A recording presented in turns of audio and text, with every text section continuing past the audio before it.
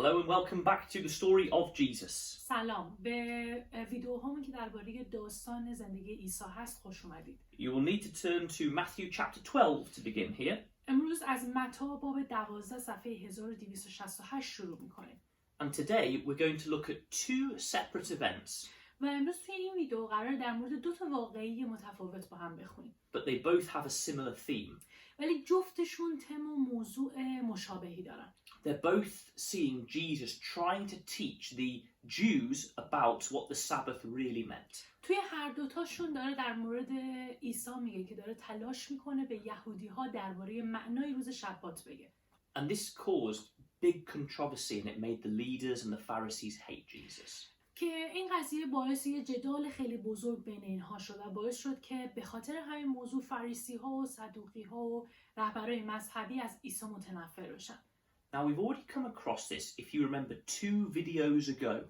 اگه یادتون باشه توی ویدئوی 2 هفته گذشتهمون در مورد این موضوع خونده بودیم. In John chapter 5 when Jesus healed someone on the Sabbath. که در یوحنا باب 5 بود که عیسی داشته اونجا کسی رو توی روز شبات شفا میداده. And we saw there that the Jewish leaders had misunderstood the Sabbath. که دیدیم توی اون قسمت یهودی ها و رهبران یهودی ها روز شبات رو اشتباه برداشت و درک کرده بودن.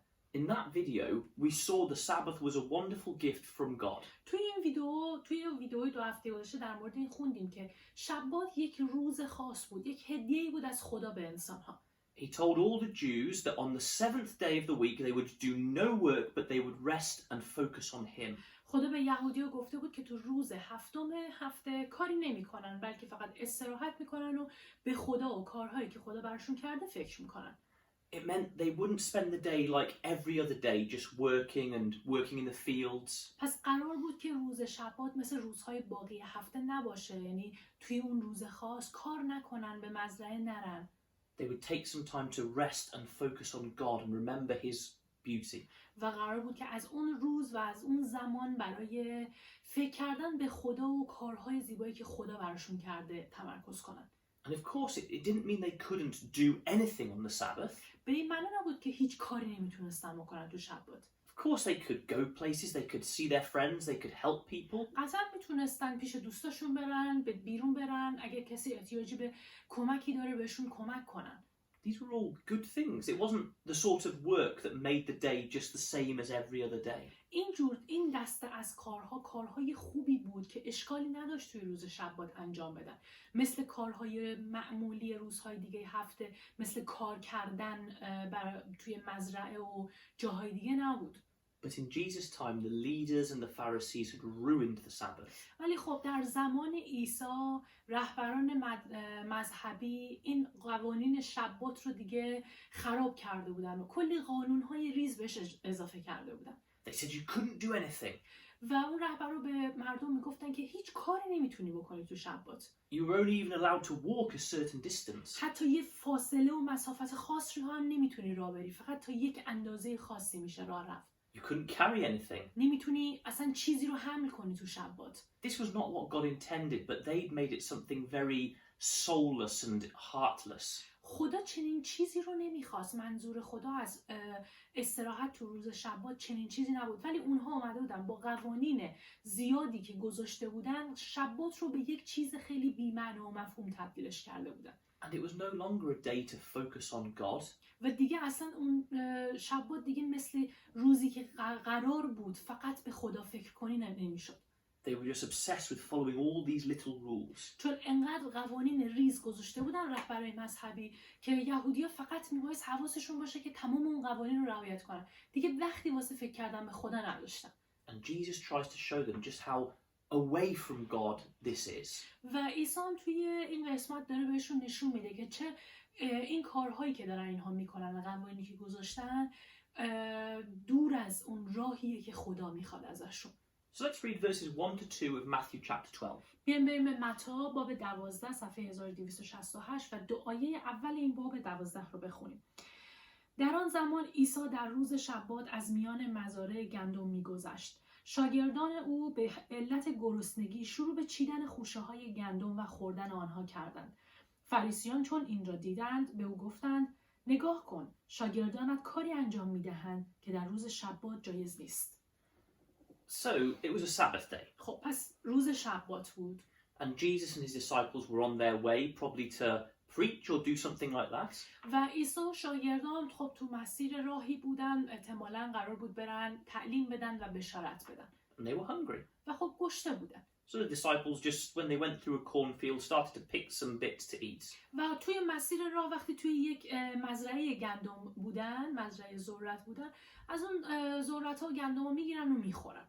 And the Pharisees say, look, they're doing work, it's the Sabbath, they can't do it. فریسیان وقتی به اینا نگاه میکنن میگن نگاه کن اینا دارن کار میکنن، روز شباته و نباید تو این روز کار کنن. Now, of course, this was ridiculous. خب مطمئنا اصلا چنین قانونی درست نبود. This wasn't what God had intended. They weren't working. خدا اصلا چنین چیزی رو مد نظر نداشت برای شبات. اینا که اصلا کار نمیکردن. They were just trying to have some food. فقط داشتن یه چیزی میگرفتن که ازش غذا بخورن. And it shows just how corrupt they've made this Sabbath. که این قضیه نشون میده که چقدر این شبات رو به فسادی و به بدی کشونده بودن. And so Jesus tries to teach them. واسه همین هم عیسی میاد در مورد معنا و مفهوم شبات بهشون تعلیم میده. And it's quite funny. Jesus is actually very patient and tries to help them. خیلی جالبه چون که عیسی مسیح اینجا خیلی صبورانه رفتار میکنه و تلاش میکنه که بهشون کمک کنه. He could have just said, don't be stupid. God didn't mean you can't pick some corn and eat it. مثل خیلی راحت میتونست عیسی بهشون بگه که احمقانه رفتار نکنید. خدا اصلا منظورش این نبود نمیتونی یه ذرتی بچینی و بخوری تو شبات. But he tries to teach them principles instead. ولی خب این کارو نکرد. به جاش اومد یه سری اصول و قوانین اصلی که برای شبات وجود داره رو بهشون تعلیم داد. Verses 3 and 4. حالا آیات 3 و 4 رو میخونیم. پاسخ داد مگر نخوانده اید که داوود چه کرد؟ آنگاه که خود و یارانش گرسنه بودند به خانه خدا درآمد و خود و یارانش نان حضور را خوردند، هرچند خوردن آن نان برای او و یارانش جایز نبود، زیرا فقط کاهنان بدان مجاز بودند. So here Jesus is talking about an event which happened in the Old Testament. اینجا عیسی در مورد یه واقعی داره صحبت میکنه که تو عهد عتیق اتفاق افتاده بود. It's 1 Samuel chapter 21 که از اول سموئیل باب 21 گرفته شده این قسمت. and verses 1 to 6. که توی آیات اول تا ششم اون باب هستش. So you could read that in your later. بعدا خودتون میتونید این قسمت رو باز کنید و بخونید. But David was on the run from the bad king Saul. اونجا داوود داشته از پادشاه شاول که پادشاه بدی بوده فرار میکرده. David was God's chosen king, his anointed one. داوود پادشاهی بوده که خدا اون رو انتخاب کرده بوده و مسحش کرده بوده برای پادشاهی. And while he was on the run, he came to the house of God, the tabernacle. و توی مسیری که داشته فرار میکرده از دست پادشاه شاول میاد به سمت خیمه‌ای که در اون قسمت قرار داشته، به خیمه خدا. And he was hungry. و خب گشته بود. Now, in the tabernacle, there was special holy bread. در خیمه خدا یک نان مقدسی وجود داشت. And technically, under the law, only the priest could eat it. و خب با توجه به قوانین عهد عتیق فقط کاهن میتونست از اون نون بخوره. But in the story in Samuel, the priest says to David and his men, you can have it. ولی خب توی اون داستان که توی سموئیل نوشته شده، کاهن اونجا به داوود میگه که میتونی از این نون بگیری و بخوری. Because the priest, he was technically breaking the law because this bread was only for the priests. چون با این کار اون کاهن داشته علنا قوانین رو زیر پا میذاشته، چون اون نون مخصوص فقط کاهن بود و کسی دیگه نمیتونسته از اون نون بخوره. But there was a higher law, a higher principle that God's anointed needed help. ولی خب یک قوانین بالاتری وجود داشت، قوانین مقدستری وجود داشت که میگفت کسی که خدا مسح کرده احتیاج به کمک داره و با بهش کمک بشه. The priest thought it was more good and lawful to feed David and the anointed and his men. خب کاهن با خودش فکر کردش که خیلی بهتر هستش که اون کسی رو که خدا مسح کرده و انتخاب کرده و یارانش رو بخواد بهشون غذا بده و اونها رو سیر کنه. Rather than saying, no, this bread is only for the disciples. تصمیم گرفت که این کار رو بکنه و فکر میکرد خیلی بهتره که چنین آدمی رو بهش غذا بده تا اینکه بهش بگه نه این نون فقط برای کاهنه و نمیتونم بهت بدم. So Jesus is starting to show them that there are sometimes higher principles than the simple law. پس اینجا عیسی با گفتن این حرف داره بهشون نشون میده که بعضی وقتا قوانین والا مقامتر و قوانین بهتری هم وجود داره در مقایسه با یه سری قوانین ساده. And he says a similar thing in verses 5 and 6. توی آیات 5 و 6 هم یه چیز مشابه میگه. یا مگر در تورات نخوانده اید که در روزهای شبات کاهنان در معبد حرمت شبات را نگاه نمی‌دارند و با این همه بیگناهند. به شما میگویم کسی در اینجاست که بزرگتر از معبد است. So the priests had to do duties in the tabernacle in the temple on the Sabbath day. کاهن در روز شبات در معبد خدا یه سری وظایفی داشته که میبایست انجام بده. There were daily sacrifices. They had to do a lot of work in the temple. کارهای زیادی توی معبد بوده که میبایست انجام بدن، مثل قربانی‌هایی که هر روز انجام میشد. And God had commanded them that they should do this every day. و خب خدا هم به کاهنین فرمان داده بود که باید این کارها رو هر روز انجام بدن. And so Jesus says, look, technically they are breaking the Sabbath because they are working. و خدا عیسی با گفتن این حرف میگه که اون کاهنا هم داشتن عملاً این قوانین رو زیر پا میذاشتن چون داشتن کار میکردن. But it's work which God has asked them to do. He's commanded them to do it. ولی کاری رو انجام میدادن که خدا ازشون خواسته بود و خدا بهشون فرمان داده بود که انجام بدن. Doing this work in the temple is more important than just resting. انجام دادن این کاری که خدا بهشون فرمان داده تو شبات در معبد بهتر از اینه که فقط بمونن یه جا و استراحت کنن. And he says so they're innocent. و بهشون میگه که اونها بیگناه بودن. So Jesus is saying there are sometimes different laws or principles which may conflict with each other. پس اینجا عیسی داره میگه که بعضی وقتا قوانین و شریعت‌های وجود دارن، فرامین وجود دارن که ممکنه با همدیگه یکی نباشن، در تضاد هم باشن. Let's give an example from maybe today's world. بیاین حالا یه مثال از دنیای امروزیمون بزنیم در این باره. It is illegal to break someone's car window, to break into a car.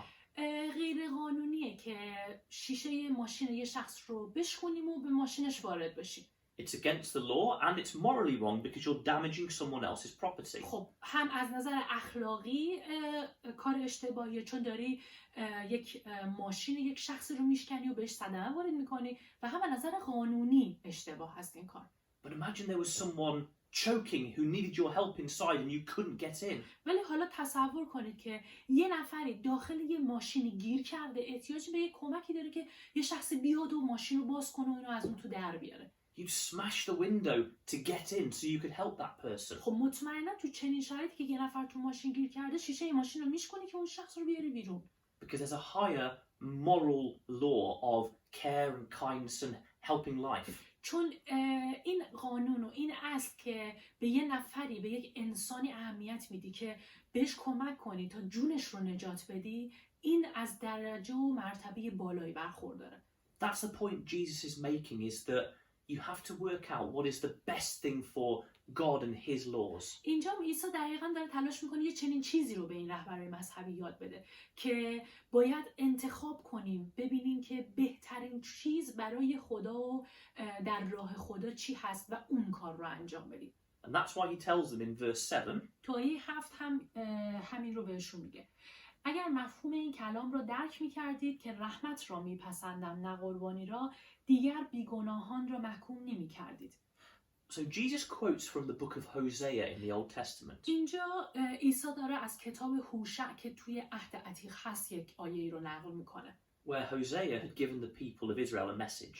که هوشع توی اون کتاب به بنی اسرائیل یک پیامی رو از سمت خدا داشت انتقال میداد. A message from God. این پیام از سمت خدا بود. And God said, I desire mercy more than sacrifices. که توی اون پیامی که هوشع داشته به مردم میگفته، خدا داره بهشون میگه که من دنبال رحمت هستم تا اینکه قربانی کنید برای من.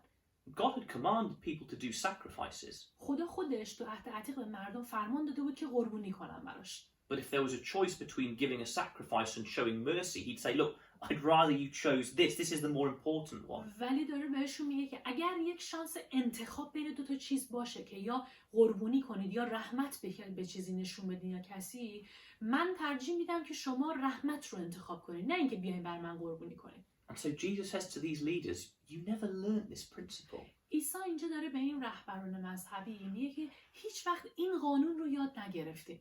You don't really understand what it's like to try and serve God. و اصلا درک نکردید که خدمت کردن به خدا به درستی به چه معناست. To try and think in every situation, what's the best way to do this for God and Jesus? اینکه تلاش کنید تو هر موقعیتی فکر کنید ببینید بهترین راه و بهترین کار برای خدمت کردن به عیسی و خدا کدومه. You just want lots of little rules that you can follow so you can say, yes, we're obeying God. بلکه فقط میخوان یه عالم قانون رو اطاعت کنید، ازش تبعیت کنید و بگید که بله ما داریم با انجام این قوانین از خدا اطاعت میکنیم. It's much easier to make a lot of rules and follow them than to try and work out which principles are the best. خیلی آسان تره که فقط بخوای یه سری قوانین رو اطاعت کنی تا اینکه بخوای خودت فکر کنی و به این نتیجه برسی که کدوم قانون و انجام کدوم چیز بهتر هستش. And so he's making the point, my disciples are doing nothing wrong. پس اینجا داره این نکته رو براشون مشخص میکنه که و بهشون میگه که شاگردای من کار اشتباهی نکردن. They're doing God's work and they're hungry, so they're having some food. دارن برای خدا کار میکنن، برای خدا خدمت میکنن به خدا و خب گشتشون رو یه غذایی هم گرفتن و دارن میخورن. Can't you see that that's more important than your stupid rules that you've made up? نمیتونید ببینید که خدمت کردن به خدا خیلی مهمتر از اون قوانین احمقانه‌ای که شماها ساختینش؟ Because remember, these weren't even God's laws. The Pharisees had made these lots of Sabbath rules up. جایی یادتون باشه این قوانین حتی اصلا قوانین از سمت خدا هم نبود. خود فریسی و رهبران مذهبی این قوانین ریز ریز رو برای خودشون ساخته بودن. And now, come into Mark chapter 2. حالا میایم بریم به کتاب مرقس باب 2 صفحه 1302. Because exactly the same story is in Mark chapter 2. چون دقیقاً همین داستان به صورت مشابه توی مرقس باب 2 هم اومده. But there's an extra detail. ولی خب یه جزئیات بیشتری تو مرقس گفته شده. So let's read verses 27 and 28. صفحه 1303 باب 2 آیات 27 و 28 رو میخونیم. آنگاه به ایشان گفت شبات برای انسان مقرر شده، نه انسان برای شبات.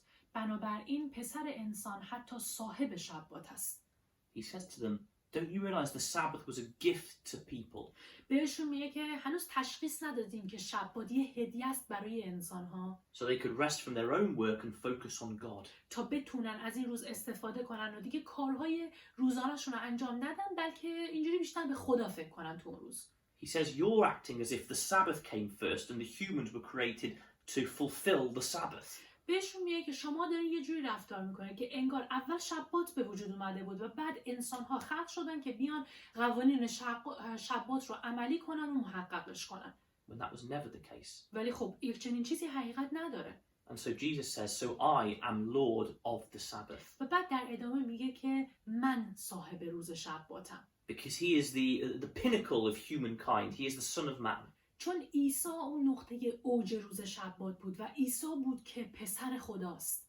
And so he was showing exactly how people should treat the Sabbath. پس اینجا عیسی در حقیقت به مردم به صورت دقیق نشون میده که تو شبات باید چی کار کنن. And he was spending it doing God's work and doing good things. و عیسی مسیح از این زمان برای انجام کارهای خوب و کارهای خدا استفاده کرد. And of course that fulfilled what the Sabbath was intended for. و خب مطمئناً با انجام این کار اون روز شبات و قوانین روز شبات رو عملی میکرد. And Jesus is saying, this is what the Sabbath really means, to focus on God and to do good. و عیسی اینجا داره در حقیقت بهشون میگه که در واقع شبات که خدا ازتون خواسته همینه، اینه که کارهای خدا رو انجام بدید، تو روز شبات کارهای خوب انجام بدید. And they never learned that. ولی اونا هیچ وقت این قضیه رو یاد نگرفتن. And we see how bad they are if we continue into Mark chapter 3. که اگر مرقس باب 3 رو داستان رو ادامه بدیم متوجه میشیم که چقدر هم بد رفتار میکردن. And it's the second event we're looking at. که اینجا الان اون واقعی دومی هستش که گفتیم قراره با هم بخونیم در موردش. So verses 1 and 2. باب 3 مرقس آیات 1 و 2 رو میخونیم. عیسی بار دیگر به کنیسه درآمد.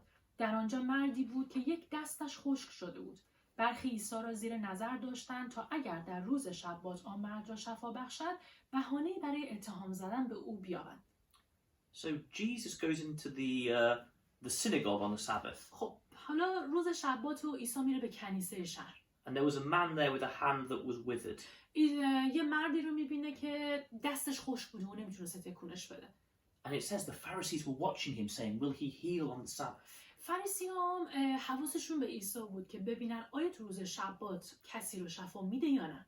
Think how perverted and evil this thinking is. فکر کنید ببینید این کارشون که داشتن انجام میدادن چقدر شریرانه و بد بوده. How could they think that God wouldn't want someone healed on the Sabbath if it was possible to do so? چجوری واقعا فکر میکردن که اگر تو روز شبات امکان شفای شخصی وجود داره خدا نمیخواد که اون شخص نجات پیدا کنه؟ Would they say a doctor couldn't treat a patient on the Sabbath? یا مثلا واقعا فکر میکردن که مثلا اگر یک دکتری بود توی روز شبات مریضش را مداوا نمیکرد؟ They were so bad in their thinking. پس افکارشون، طرز فکرشون خیلی بد بود. So verses 3 and 4. حالا آیات 3 و 4 رو میخونیم. عیسی به مردی که دستش خشک شده بود گفت در برابر همه بایست. آنگاه از ایشان پرسید آیا در روز شبات نیکی کردن جایز است یا بدی کردن؟ جان کسی را نجات دادن یا کشتن؟ اما آنان خاموش ماندند. So Jesus has the man stand up in front of everyone. پس عیسی به اون مرد میگه بلند شو و جلوی همه وای میسته. And he says to them, so what's better on the Sabbath, to do good or to do bad? و عیسی به اون آدما میگه که توی روز شبات کدوم کار بهتره؟ انجام کار خوب یا انجام کار بد؟ To save life or to kill? که بخوای جون یه شخصی رو نجات بدی یا یه شخصی رو بکشی. He's making the point that it's okay to do good things on the Sabbath. پس داره با پرسیدن این سوال این نکته رو بهشون یاد میده که توی روز شبات انجام کار خوب جایز هست و میتونین کار خوب رو انجام بدین. In Matthew's version of this story, he actually says something else. توی انجیل متی که همین داستان نوشته شده یه چیز دیگه ای گفته شده. He says, look, if you had a sheep and it fell into a pit on the Sabbath, عیسی توی اون داستان گفته که اگر مثلا یه گوسفندی داشته باشین و توی روز شبات باشین و گوسفندتون توی چاله افتاده باشه، you wouldn't leave it there. That's cruel. You'd bring it out. مطمئنا حیوانتون اونجا تو اون چاله ولش نمی‌کنید چون روز شباته. این که اصلا ظالمانه است. مطمئنا اون حیوان رو میارینش بیرون. And in Matthew, he also says, how much more important is a man than a sheep? و بعد در ادامه اون داستان تو متی عیسی بهشون میگه که حالا تصور کنید که انسان در برابر یه حیوان چقدر بیشتر اهمیت داره. And he's making the point to them, it is good to do good things on the Sabbath. پس داره این نکته رو بهشون میگه که انجام کار خوب در روز شبات هیچ مشکلی نداره. But they didn't answer. They stayed silent because they maybe they knew he was right, but they hated him that much they didn't want to agree. ولی اونا هیچ جوابی ندادن، همجوری ساکت موندن. شاید میدونستن که حق با عیسی است ولی چون مخالف بودن باهاش چیزی هم نمیتونستن بگن. So verse 5. حالا آیه 5 رو میخونیم. عیسی خشمگین به کسانی که پیرامونش بودن نگریست و غمگین از سنگدلی ایشان به آن مرد گفت دستت را دراز کن. او دست خود را دراز کرد و دستش سالم شد. So he heals the man. پس عیسی اون آدم رو شفا داد. But it says he looked at them in anger and he was very upset. و با عصبانیت و ناراحتی به آدما نگاه میکرد. He was so upset that their hearts were so stubborn and bad. انقدر ناراحت بود به خاطر سنگدلی و بددلی اون آدما. And then finally verse 6. حالا آیه 6 رو میخونیم. آنگاه فریسیان بیرون رفتند و بیدرنگ با هیرودیان توطئه کردند که چگونه عیسی را از میان بردارند. So this is where the leaders really start to plot to kill Jesus. از اینجاست که رهبرای مذهبی دارن توطئه میچینن که عیسی رو بکشن. Why? چرا؟ Because he did a nice, good thing on the Sabbath day. چون فقط داشته توی روز شبات یه کار خوب انجام میداده. Because they were so twisted in their thinking they couldn't see he was doing good. چون انقدر افکارشون بد بوده که نمیتونستن ببینن و درک کنن که عیسی کاری که تو شبات داره انجام میده یه کار خوبه. And they hated him because he showed their religion was so bad and twisted and false. و از عیسی متنفر بودن چون عیسی با کارها و حرفاش به به خود اونها نشون داده بود که مذهب اونها و قوانین و افکارشون بده. But Jesus is trying to save them. ولی عیسی داره تلاش میکنه که اونها رو نجات بده. That's why he keeps doing these healings on the Sabbath. توی این شفاهایی که توی این مراسم مواقعی که توی روز شبات مردم رو شفا میده در حقیقت داره همین کارو میکنه. داره تلاش میکنه نجاتشون بده. He's trying to teach them that their way of thinking about God is wrong. و داره تلاش میکنه که بهشون یاد بده راهی که اونها دارن به خدا خدمت میکنن غلطه. He wants them to change. ازشون میخواسته که تغییر کنن. And as we saw here, he's so upset when they don't. و اینجا با هم خوندیم وقتی اونها تغییر نمیکنن و اشتباهشون رو قبول نمیکنن، عیسی واقعا ناراحت میشه از دستشون. And he's so angry at their injustice و به خاطر ناعدالتیشون واقعا عصبانی شده بود. that they would make up these little rules which meant people couldn't do good for God. عصبانی و ناراحت بود که اینا انقدر قوانین ریز و پیچیده‌ای گذاشته بودن که به خاطر اون قوانین مردم دیگه نمیتونستن کار خوب برای خدا انجام بدن. And again, I think it gives us more insight into how hard life was for Jesus. که این داستان‌ها باز به ما نشون میده که چقدر زندگی عیسی سخت بوده. Jesus knew he was right because he was from God. عیسی میدونست که حق باهاشه چون عیسی از سمت خدا اومده بود. And he saw all these people who'd got such a bad, twisted religion. و تمامی اون آدم‌های بد رو که مذهب خیلی بدی داشتن و قوانین خیلی بدی رو تو مذهبشون قرار داده بودن رو میدید دور و برش. But he doesn't just tell them, look, you're idiots. ولی وقتی این آدم‌ها رو دید ردشون نکرد که فقط بگه که قوانینتون خودتون احمقانه هستید و راه درست رو ادامه نمیدید. He tries to help them. He tries to explain a better way to them. بلکه به جای اینکه ردشون کنه و بیخیالشون بشه داره تلاش میکنه که براشون توضیح بده و یه راه درست رو بهشون نشون بده. Jesus genuinely wants people to follow God properly. عیسی واقعا میخواست که مردم به درستی از خدا اطاعت کنن. And it hurts him when they don't. و وقتی که مردم این کار رو نمیکردن این باعث آزار و اذیت خود عیسی میشد.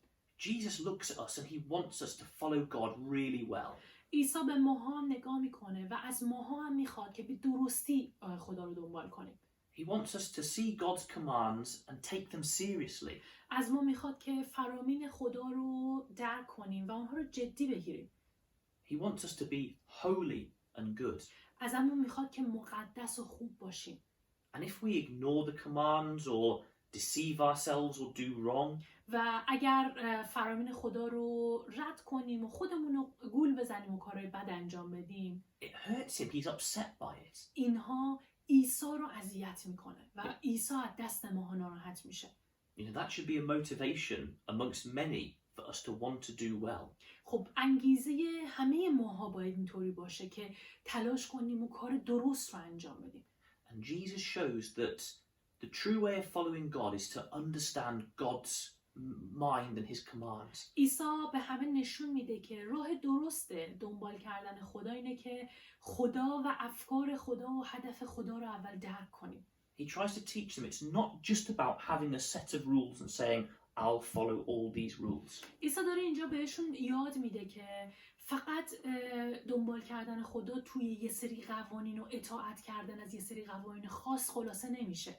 It's understanding what God really loves, what his principles really are. بلکه اطاعت از خدا یعنی درک اصول و قوانین خدا، درک کنیم که خدا چی دوست داره و از ماها چی میخواد که انجام بدیم. And then in any situation in life, you'll be trying to think like God does. و توی تمامی موقعیت ها تو زندگیمون تلاش کنیم مثل خدا فکر کنیم، ببینیم خدا چی میخواد. Even if some commands seem to conflict in that situation. حتی اگر به نظر میرسه توی موقعیت ها یه سری از قوانین مخالف هستن. You'll try and think like God and say, what's the most important thing that would make God happy? باید توی اون موقعیت‌های خاص فکر کنیم و ببینیم که انجام کدوم یکی از از اون قوانین‌های مخالف هستش که خدا رو خوشحال میکنه و کدوم یکی از این قوانین هستش که مهمتره.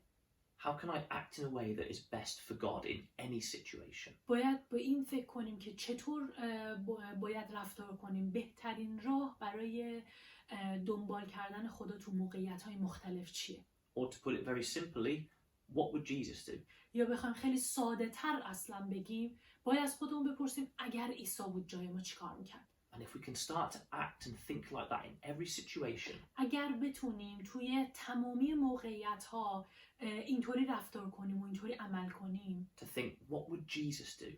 و تو هر موقعیتی به خودمون فکر کنیم که اگر عیسی توی این موقعیت بود چیکار میکرد، Then we will truly make Jesus happy. اینجوری واقعا عیسی رو خوشحال میکنیم. And let's do that for him. بیاین پس برای عیسی این کار رو بکنیم.